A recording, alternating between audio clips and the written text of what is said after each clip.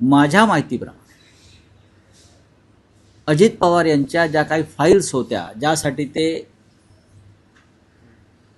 भाजपात गेले, ती फाईल पुन्हा उघडण्यात आली होती त्यांच्या मृत्यूपूर्वी.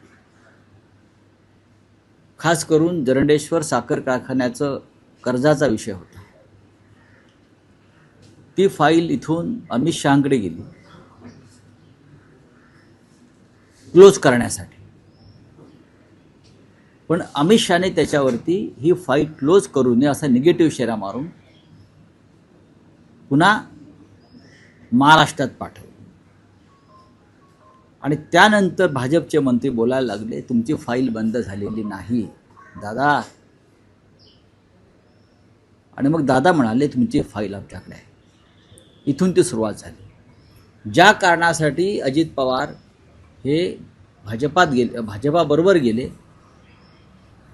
ते कारण संपलंच नाही. त्याच्यामुळे दादांनी मागे फिरण्याचा जो एक पुनर्विचार सुरू केला, तिथून या सगळ्या रहस्यमय घडामोडींना सुरुवात झाली. अमित शहाने ती फाईल बंद करण्यास नकार दिला. आपण जर कोणाला मिळाली तर त्या फाईलची शेरे जाऊन पाहू शकता. खास करून जरंडेश्वर साखर कारखान्याची जी फाईल आहे, जे तो कर्जाचा विषय आहे, त्या संदर्भातला वित्तीय संस्थांचा, त्यात घोटाळा झाल्यामुळे जरंडेश्वरची संपत्ती जप्त करण्यात आली होती दादांची वगैरे. पण ती फाईल अचानक उघडण्यात आली आणि केंद्रीय सहकार मंत्र्यांनी ती चौकशी थांबवू नये, फाईल क्लोज करू नये अशा प्रकारचा शेरा मारून ती फाईल महाराष्ट्रात पाठवली.